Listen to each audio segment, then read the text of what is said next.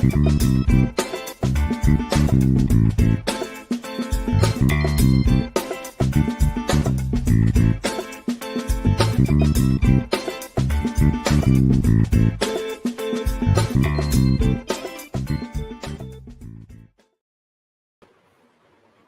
everybody. I'm Suhavi Arya. Welcome to the Makers Bar podcast. At Makers Bar, we are on a mission to create and raise 1 million leaders worldwide. Today, we have with us Mayank Prasoon. Hi, Mayank. So, tell us something about yourself. Hey Suavi, how are you? Yeah, I'm good. So yes, we currently are building Datavio. I'm the founder of Datavio. We are building a market intelligence solution for brands who are selling across e-commerce marketplaces and online different channels across. That is so interesting, and that is something that so many people need right now because everybody is shopping online. So, how did you come up with this? Like, come up with this solution? Where did you find the need to find this solution? So actually, the story is pretty interesting there. What we did was we were basically figuring out, we were working around with different brands, essentially freelancing with them.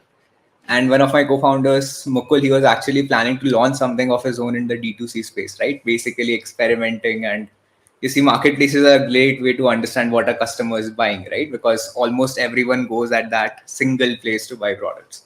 So we started looking into this, and this challenge came up on what are the trends which are there in the marketplace. I want to launch something, right? And so we, with being techies, right, we decided let's do something around it. We started analyzing some data, build some scrapers, etc.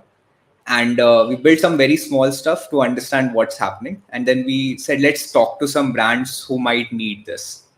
So we started talking to brands, understanding what their requirements are. And this seemed a very interesting problem because you see, if you look in the Indian markets, right? So we have many different marketplaces, and then we have different kinds of customers who are really interested to buy from them, right? So, for example, Amazon is extremely popular across tier one. You look at Flipkart, Meesho, very popular across tier one, two, or three, right? Then Meesho tier two and three, you have Nykaa, which is purely beauty and personal care. So many marketplaces, so many customers. And that's why we said there is a need, or probably a need of solution that aggregates intelligence across each of those. That is what our customers preferring there, what kind of products are being bought the most, and so on. So yeah, that's how this entire journey started, on how do we build out this intelligence. And yeah, that has been the story essentially. That's great. So, your product, and am I right in pronouncing it's Datavio, right? Yes. Yes. So, Datavio can service all such e-commerce websites. Am I right? Yeah, so that is what we are intending towards. So currently we Okay. focus heavily on Flipkart, Amazon, and quick commerce is what we are currently scaling it up for. But yeah, simultaneously we are experimenting on Nykaa as well. So currently the focus is Indian markets, but we eventually plan to go global as well. So yeah. Okay. That's great. So, tell me, how did you get to do this? Like, what were you doing before this? Like, tell me about your early career. Got it. So actually, so just before this, I was basically at an early stage startup called Quartic. I joined them as a founding engineer, worked on building the core data system. So this was actually in a very different space. This was an industry 4.0, heavily technical manufacturing tech. And so initially I joined there as a developer, but eventually shifted to product managing end to end. The biggest advantage there was I got to understand how do you build and actually figure out the business context of a large scale enterprise system, right? But then before that is where I had done heavily digital marketing, right? So during my college, I had used tools like SEMrush, SimilarWeb, which are very popular on, which are very useful per se when you're looking to market on, say, Google, understand what is it that competitors are doing, what kind of pages they are launching, what content, etc. they have. And actually, that is where the idea translated to what we are doing right now. Because back then it becomes very important for websites to understand what kind of backlinks do say competitors have, or how are they marketing on Google. And if you think brands, then marketplaces become a very important channel to sell products, right?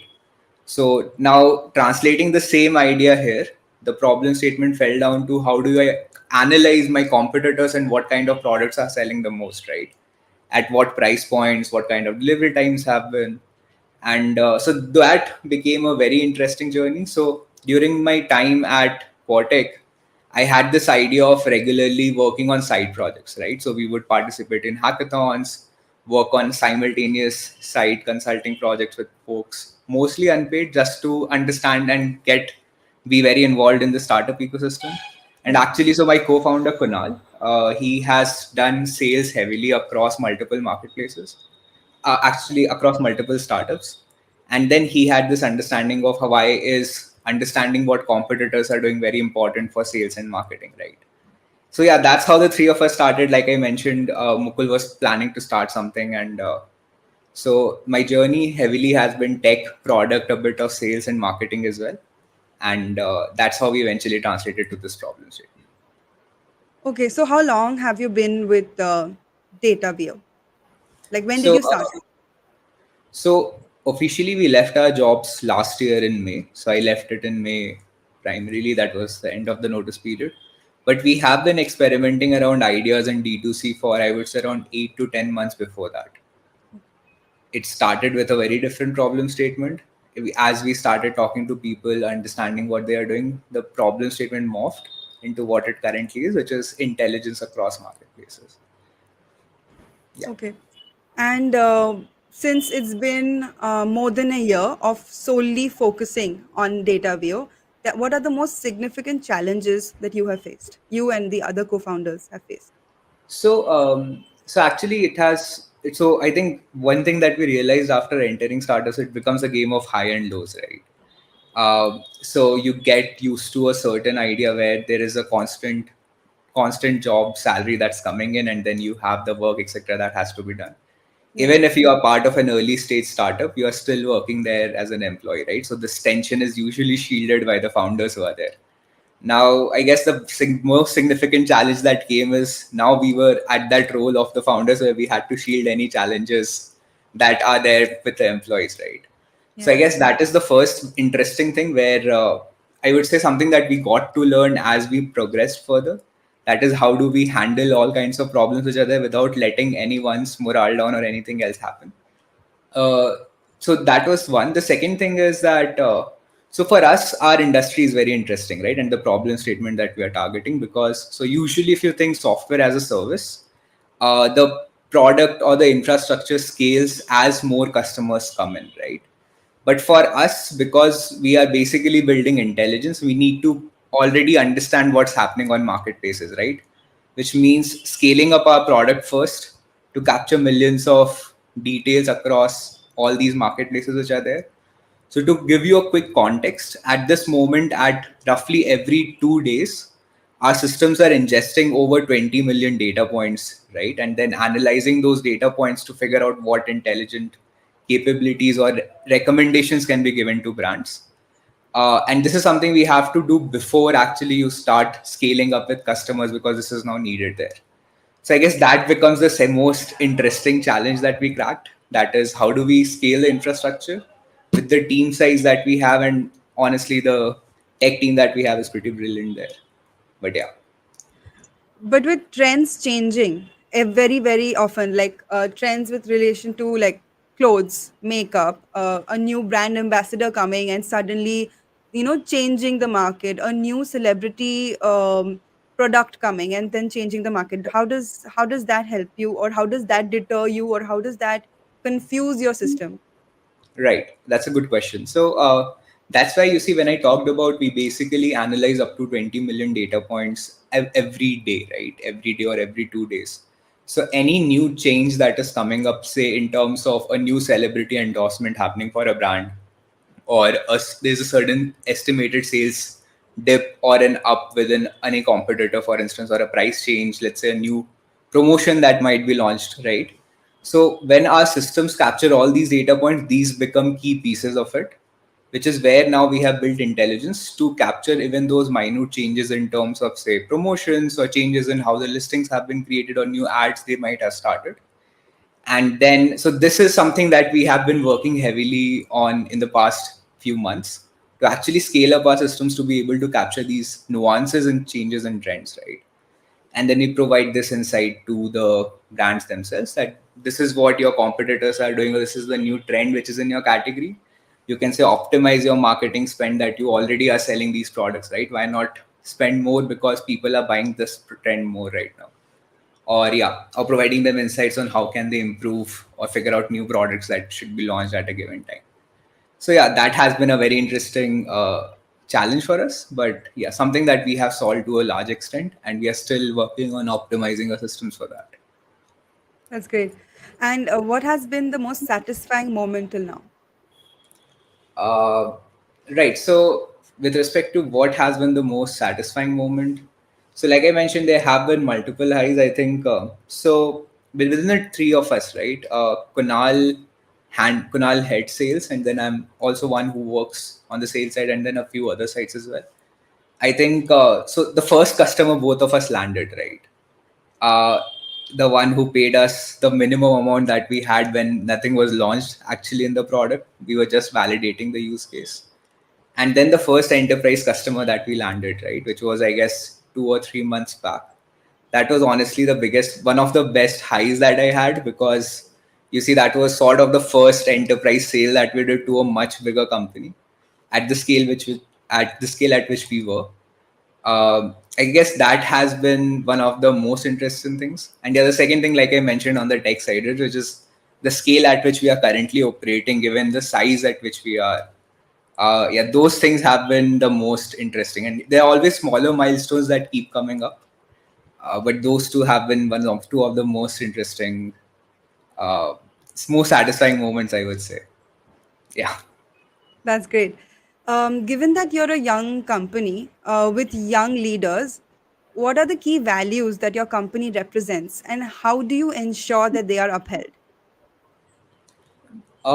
Okay, so for us, so I think this is something that ties a lot towards how my previous experiences have been in the startups, been working on them across at multiple stages. Also saw one go from very early to post Series A and so on. So I think the few things that I realized over time, and something that we try to inculcate in our startup also, is number one, how do we ensure that there is autonomy within the team that's there, while ensuring there's accountability for the task that we are working on, right?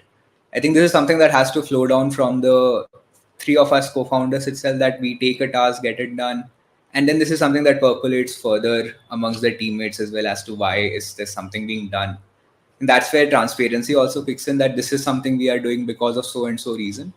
Because you see, at early stages, most of the people, they are actually coming at lesser pay possibly, given what they might get at a bigger organization. So there has to be another reason why they might be interested, right? Which may be the challenge or thrill of an early stage startup which might be there, or potential learning experiences which come.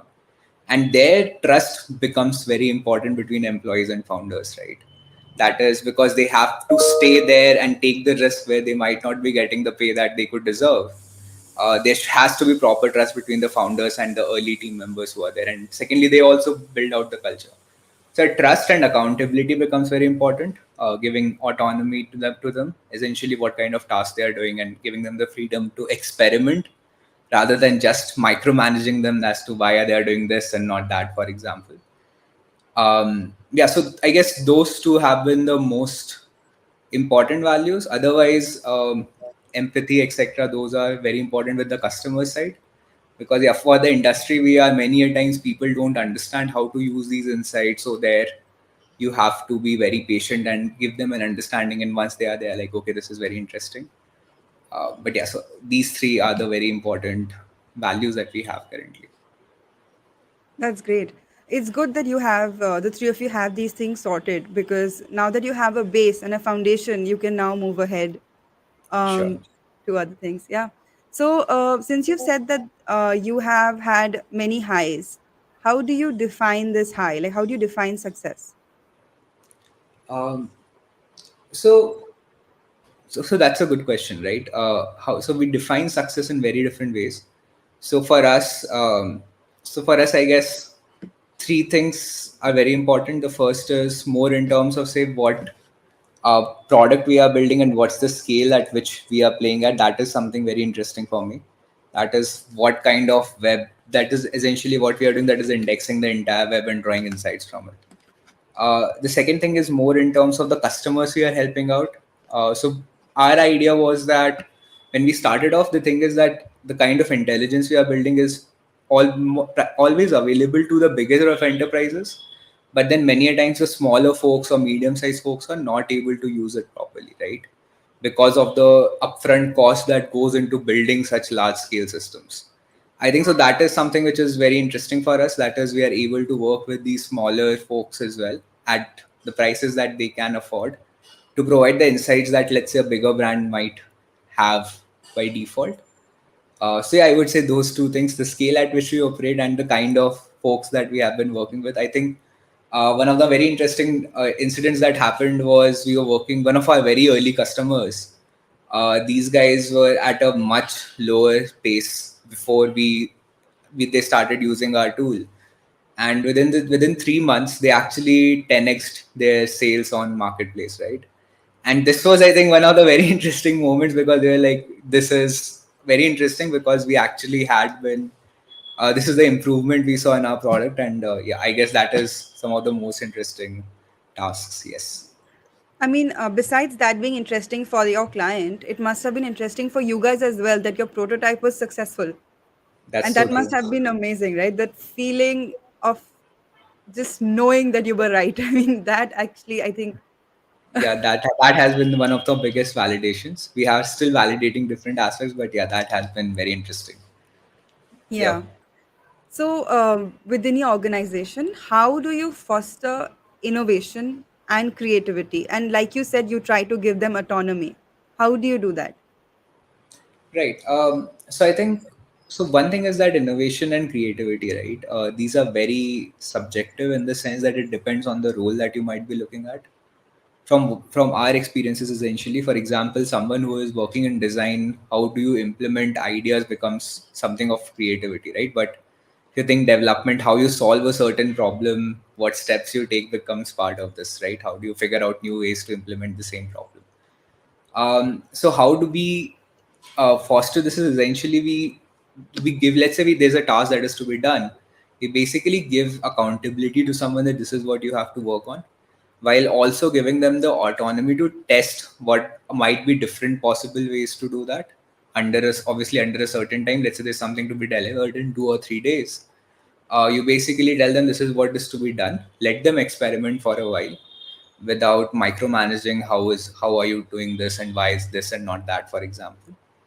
And then let them experiment. Many a time there are very unique ideas that come up with, or else then you start working with them to figure out the right method, right? So being there when they need help, for example, for when they need mentorship, etc., but while at the same time giving them the freedom to experiment or use their own head to solve a certain problem, right? I guess those that becomes important for us. Yep. Yeah, that makes sense. And so, how do you handle in the same like now that you can you know how to you've told me how you handle success. How do you handle um how do you handle adversity and doubt? Right. I think so. There you need a very. So I think culture matters a lot there, right? For example, usually there are always times of high ends and lows, and this is not something which is specific to the company, but also specific to you as well, right? Let's say I'm poaching a certain customer, and then those guys don't convert after a very long time, right? So how I personally usually handle it, and something that we have tried to inculcate is that you see, even if let's say I'm down for some reason, I have my co-founders who are working extra hard for that, right? And I think that is something. So the team that you're working with becomes extremely important when we are looking to understand how adversity plays into this, because even when you are down, you see your co-founders working extra hard, right? And then that actually boosts you up to get back on your feet, because you have someone working extra hard. And then this is something that we have seen also translates to the team that we have, the founding team, early team, which is there. They are also working extra hard on the problem statements, and then you're like, dude, you should you have your entire team which is going behind you. How can you stay down, right? So I guess that has been the biggest motivator, to be honest. And you have feedback from customers, etc. That's always there, but yeah, the early team which is there and the amount of work they put in, that becomes the most important motivator, I guess. Yep. That makes sense. Yeah. And so, what has been? Tell me something that has been a failure in the past, but that later became successful or a valuable lesson for you guys. Um, I think this story is more personal rather than more company related, because we have been experimenting.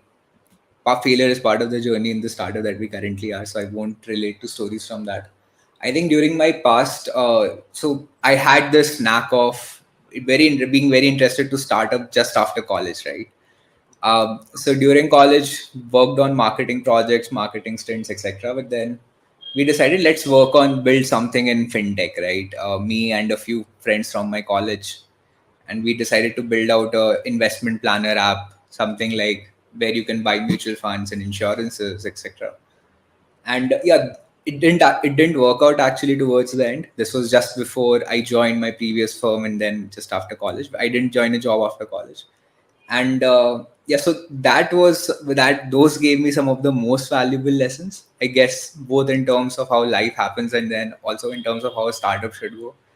And there, this team culture and team bit becomes very important, that team, and then how is the team aligned towards the idea which you are working on. Yeah. So that is where this first thing started. So the team, so that has been the one of the biggest learning lessons that I've had. You should be very interested in the idea, not just from a business point of view, but also somewhere where you like the problem statement, and then who is the team building behind it. Those two become very important as if you're looking at a business long term, right? Yeah. Speaking of long term, what is the long term vision for your company? Right. So like I mentioned, right now we are capturing insights across more than 5 million pages, right, across the web. Currently heavily focused on just two marketplaces which we are scaling up. I think I'm very fascinated by with the idea that how do you organize this entire public web that's there. But you see, for example, you have Google, etc., which have organized it for search. But then you have different businesses who can utilize this intelligence for different use cases, right? And for example, in the case where we are working on e-commerce and brands, you have so many marketplaces where you have so many kinds of customers who visit these. You have specific for sustainability, for luxury products, for beauty, personal care. Then you have horizontal marketplaces. A ton of customers prefer buying from social, right? So Yeah. for us, for me and the co-founders that we are working with at Datavio, I think the long-term vision here is essentially around how do we aggregate all this intelligence, all this public data that already exists in the market, and be able to build insights on top of it that can then be used by millions of brands. Yeah, I guess that is the long-term vision on aggregating all this public intelligence that exists, right? Which I think there are not many companies who have approached this because of the sheer scale of how you are working with there, right? But yeah, that is something which is a long-term vision on how do we aggregate intelligence or data pointers or annotated data across all these online channels that exist, right? But yeah. With the new Data Protection Act in place in India, how does that affect your company model? Right. So I think for us, we don't focus on PII, right? That's personally identifiable data. What we rather focus on is capturing this public information that's already there. So the Data Protection Act, as it may come, looking forward to when it does. I've not seen the entire draft yet, the recent one, but the research that I did earlier, that is heavily focused on personal data. But then what we are aggregating is the public data that already exists, right? Yeah. Usually, this is something where a team would sit and then sit for hours scouring internet to identify these nuances of the data and then build intelligence across those, figure out. So this is something that is usually done by an army of assistant analysts, right? And And lawyers, then I think. unorganized. So no, not lawyers. I'm talking about internally within companies Hmm. when they are figuring out, say, different marketplaces, different online spaces that exist. usually they have a huge team of analysts who's capturing this data that exists and then figuring out patterns or how to launch new products and so on, right? So yeah, for us, I don't think that the law might be a problem because we don't focus on personal data, but rather just the public data that exists across brands. But yeah, that's the thing right now. Yeah, yeah, actually, you're right. Sorry, I meant lawyers earlier because I thought you meant capturing data for law. So that's why I put it that in. I No got it, problem. yeah. Yeah, so back to talking about your company. How do you approach risk in your business? Right. So, so I think there are two aspects that we currently use. The first is whenever we are looking at any potential risk that may happen, the first is we look at what is the potential upside and downside of taking that risk in the first place. And the second is how soon can we evaluate whether it is a risk or not, right? So, to give you a small example, what we do is we scrape data at scale, right? We capture insights across all of this. So now one potential risk that comes up is what happens if someone tries to block us. Uh, Now there are solutions to that, but what we are doing is still capturing public data itself. So because of that, it doesn't become such a huge problem, right? Or let's say whenever we have to figure out is this a feature that we should launch where there's a certain time that might go in building it. The problem falls down to how do we figure out some POCs, some paid POCs who might be interested in that. If yes, then we go ahead. If no, then we figure out how do we get those POCs, right? So two Sorry, what is aspects. POCs? So a proof of concept with someone, whether a Hmm. feature actually is something which might be useful for the one we are building it out for. So yeah, those two become very important. What's the potential upside or downside when we are looking at any specific risk? And what's the turnaround time to actually validate whether it's a risk or not in the first place? So yeah, and finally, obviously, startups is where you have to take calculated risks because otherwise, you're no different from a bigger enterprise, right? Yeah. So, how has your business evolved since it started? Right. So I think we have evolved in three major senses. The first is the sheer scale at which we operate. I remember back when we started, we were just focused on very small subset of categories, small, just a single marketplace, validating whether even our idea makes sense. While currently we are operating at a much bigger scale across multiple marketplaces which are there. Um, I think the second place where we have evolved is also in terms of the maturity at which we currently are. Because back then we were more in the phase of exploring ideas and figuring out how do we get these cases. Now we have shifted to figuring out how do we retain the people who actually came with us in the first place and how do we scale those retention metrics, right? So yeah, a lot of changes. I guess the problem statements change even though you remain the same. So and yeah, so the scale at which we operate and the problem that we were earlier facing has completely changed right now, which is yeah. So, that's actually very interesting. So, would you say that your leadership style has also changed since, for example, the last year? Okay. I think the leadership has remained almost consistent in that sense. I guess I have rather learned to trust my teammates a lot more because so I've been a very solo player many times because I like to get stuff done, learn them as soon as possible, and then implement it. But the instant you enter a startup, you realize there are 10 different things to do, right? And you can never pick all of the things up at the same time. And that's where trust becomes very important. I think that is one place where my leadership has evolved a lot. Where earlier I wanted to do a lot of things myself. Now I have learned to delegate tasks as much as possible while focusing on the very core important stuff that I have to implement. So that is one major place where trust has increased a lot. But yeah, otherwise the problems have changed, but the leadership style has almost remained the same right now. Okay. So, as a leader and an entrepreneur, what are the skills do you think like new age entrepreneurs need to succeed? Um, so I think so. Whenever a new entrepreneur has to start up, I think there are few things which are very important, right?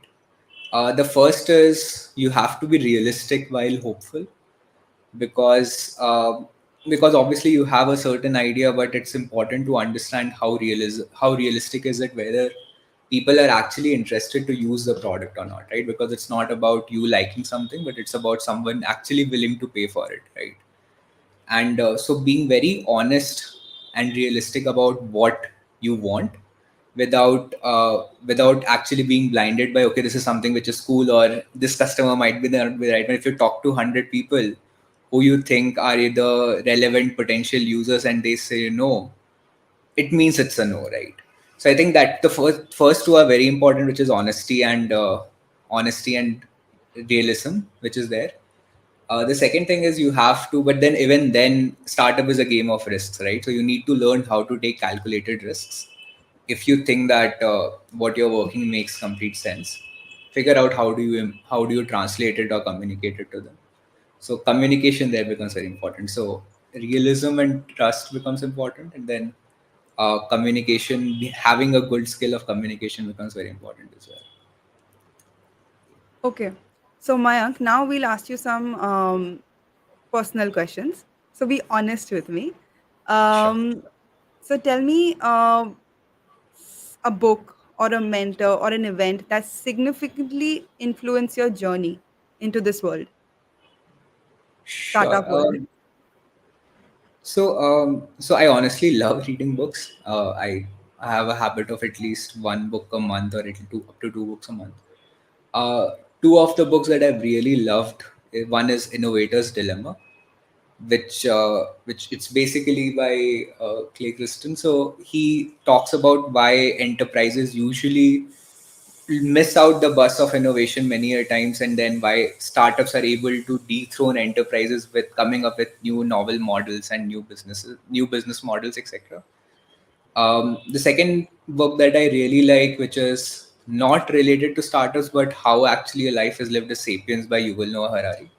you I think that's one of the most interesting books on how different things evolved and how do you think problems through, I would say, rather than being very startup centric.